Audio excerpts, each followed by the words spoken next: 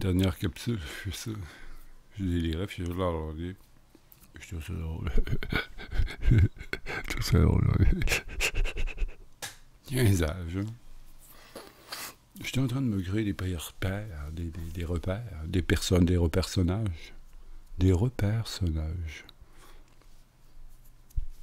J'ai toujours trouvé que créer des personnages, quand tu fais un roman, c'est tellement. C'est tellement proche d'une sorte de ridicule que j'avais tout en honte d'inventer un personnage. Je me disais, qu'est-ce que c'est ça? Ben, premièrement, tu te dis, OK, comment je vais l'appeler? Je pense, tout coup, je pense à un qui s'appelait Zach, pour Zachary, un de mes personnages que j'ai écrit dans une de mes pièces, très mauvaise. Ben, très.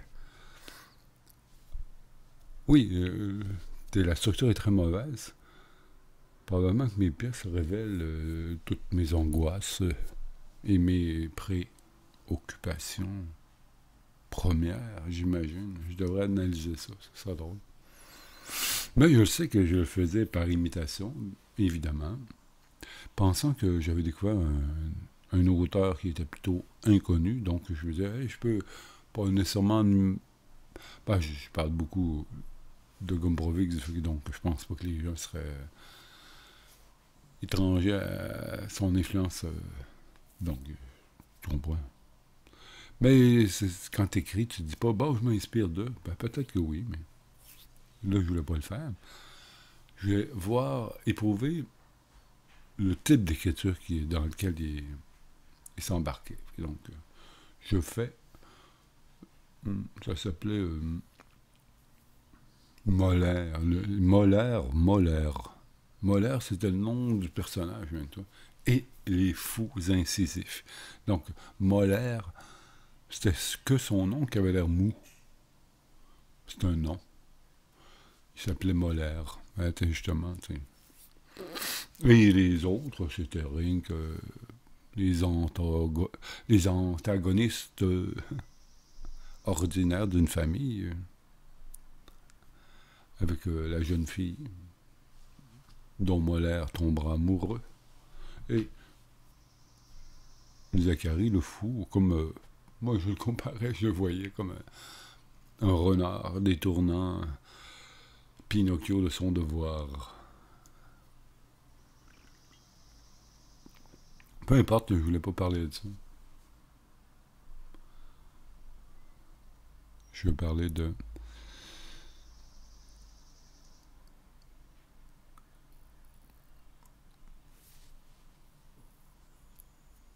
Ok, oui, je trouve ça toujours ridicule de créer des personnages. Parce que très artificiel, puis je me disais, mon Dieu, c'est quoi là? Quel personnage tu veux évoquer quand tu fais ça? Mais je le voyais pas, c'est quoi?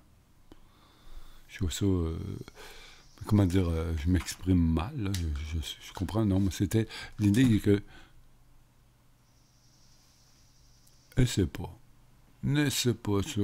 C'est mon esprit qui disait ça. Essaie pas, t'es pas capable de faire accroire à d'autres que de rencontrer un personnage, celui-ci, que tu créeras, puisque tu le connais tellement peu, ce personnage-là, que tu n'as pas l'air d'avoir rencontré qui que ce soit. Et malgré tout, hein, tu t'essaies, ben à l'école, tu t'essaies à créer des personnages quand tu es obligé de créer des textes, mais la plupart du temps, tu te mets en scène, ou tu mets en scène ce que tu as connu, donc c'est pas tellement compliqué. C'est quand tu veux fabriquer, non pas un roman, comme on dirait, mais comme une fable. Quelle fable tu veux imager, mettre en scène dans ton roman? Le roman étant, comment dire, un instrument pour mettre en scène une fable. Ben, c'est mon point de vue. Et c'est quoi la fable? C'est, tu sais, quand tu décides de faire une œuvre, elle est, je crois, là, nécessairement morale. ou amoral, mais selon la morale du peintre, de l'écrivain, il veut... Mettons. Il y a toujours un message moral ou peut-être immoral, dans le sens que souvent la nature est immorale, puis souvent l'artiste est là pour dire regarde, c'est pas un choix, c'est la force, la structure même du monde qui fait comme ça.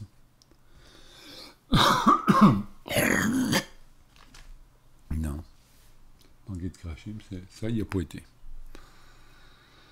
Tel que vous m'entendez, je suis sur le Skizzle. Splits. Small. Mélangé avec un petit sativa de Pura Vida. En vape. Et c'est doux. C'est motivant. Avec un bon café. Mon deuxième. En forme, le gars. Prêt à aller se faire mordre par tous les chiens du monde. Ah, c'est pas un chien. Je pensais que c'est un chien. C'est un gars qui jappe. Qui tousse. Ouais, hier, il y avait Lara Del Rey que j'entendais au loin. C'est Lara qui tousse comme ça. Elle a beaucoup chanté.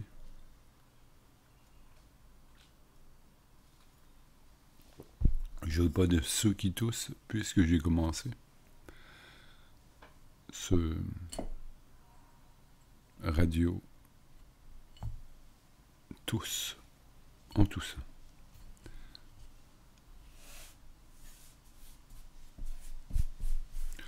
L'air. Quel gars veut chanter. Écoutez-moi chanter.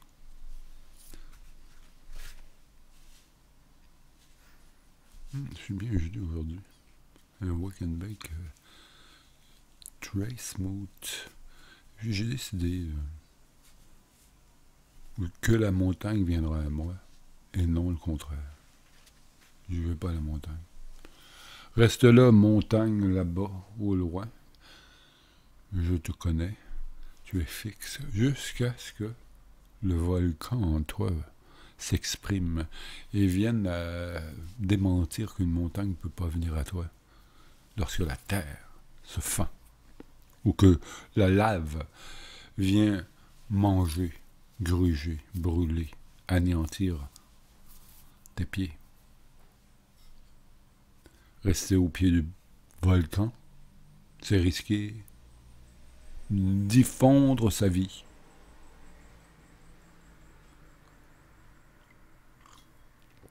Mais pourquoi, maman?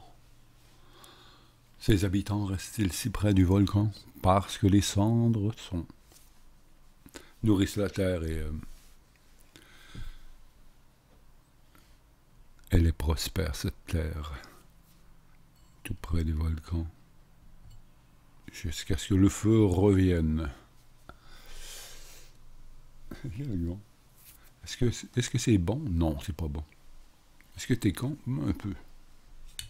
Est-ce que tu fais radio con? Non, radio H.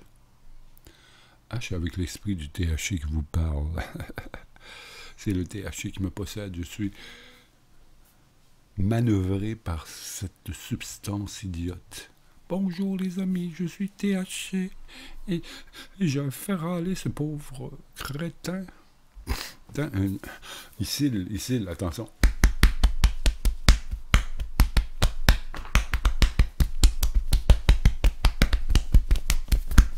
Je me battais.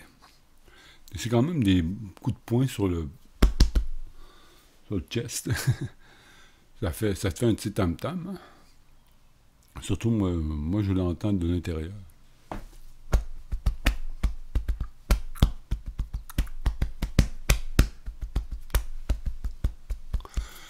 Le premier moteur que j'ai pensé qui marcherait ni à l'eau, ni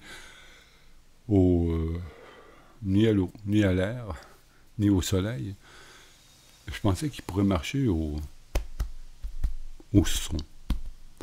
C'était l'idée que tu produis ton propre son à cause de ton cœur. Tu n'as rien qu'à besoin d'une puce, d'une électronique amplification que ça fasse tellement de vibrations que ça créerait un influx électrique qui charge sa batterie continuellement. Donc, justement, ton automobile marcherait au propulsion de ton cœur, au son du boum-boum de ton cœur. Ces dernières années, justement, pendant le confinement et jusqu'à maintenant, je me suis... c'était comme ça avant, mais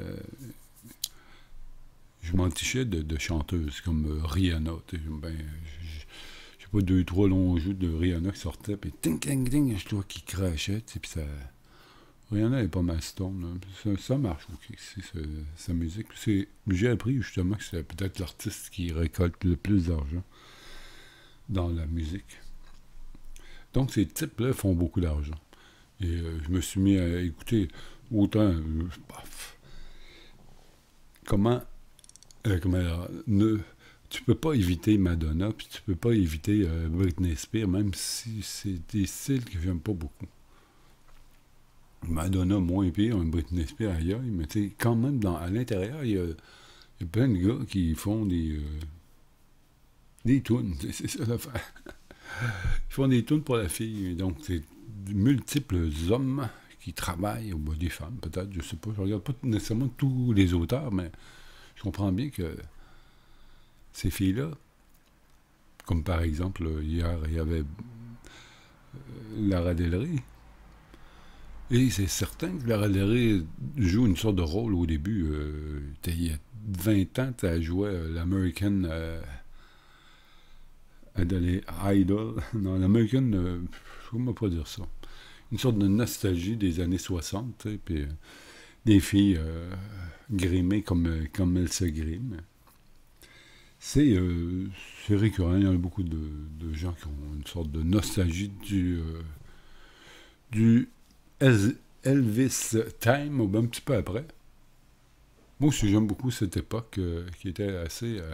comme les autos, tu sais. Les automobiles étaient plus pour l'allure que pour l'aérodynamique. Des gros tonnes d'acier qui te souriaient.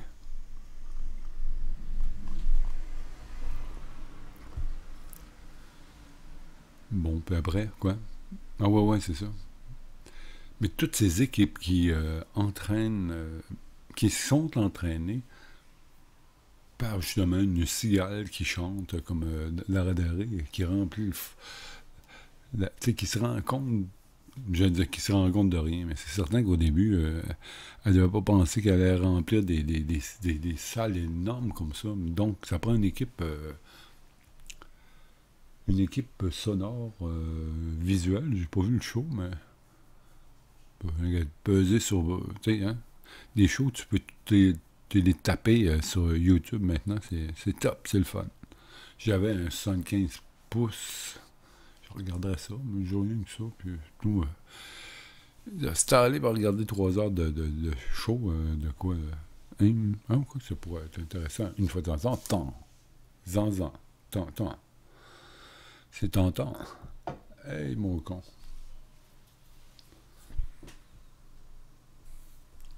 Mm. Ok, un petit bruit de ventre. Ok, regarde.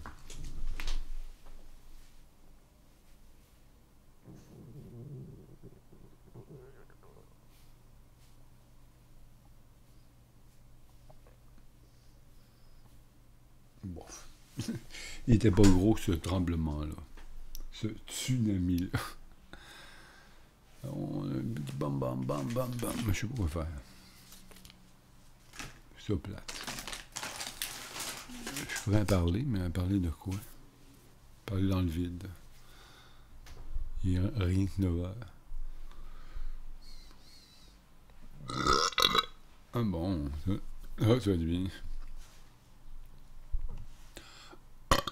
l'impression d'être rempli d'air. L'air. Bon, écoutons, je vais faire comme mon grain.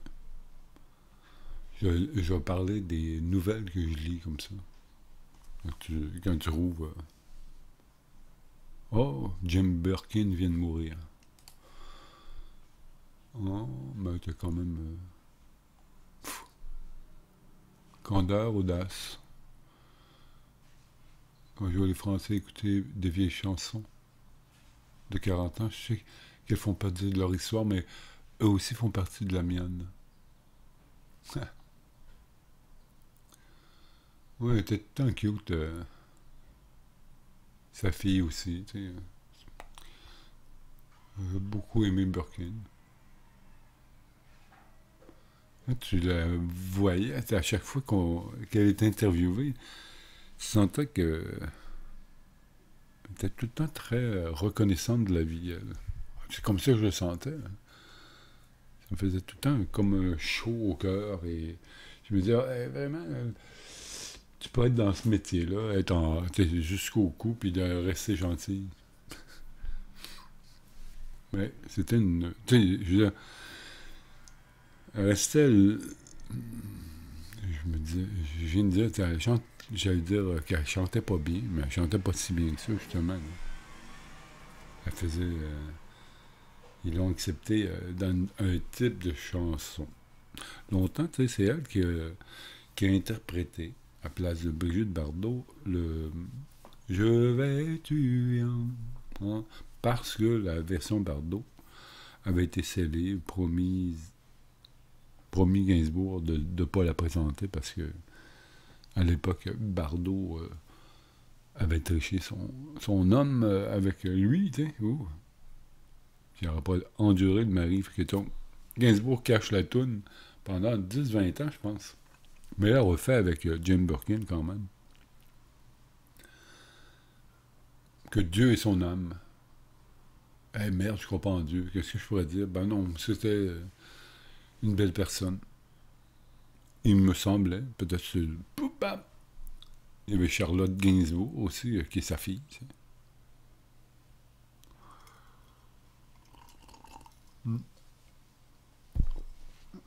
Charlotte, dans un film qui relatait la vie de Gainsbourg, son père, s'était fait demander veux-tu jouer ton père? Elle a dit non. Heureusement, quand même.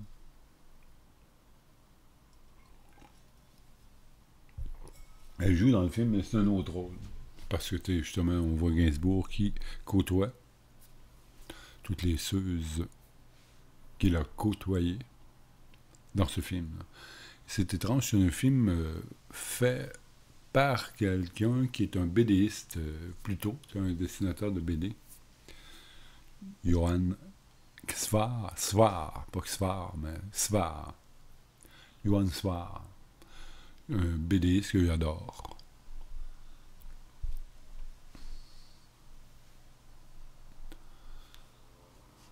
Ils ont fait, lui et son camarade de Strondheim, je sais pas comment le dire,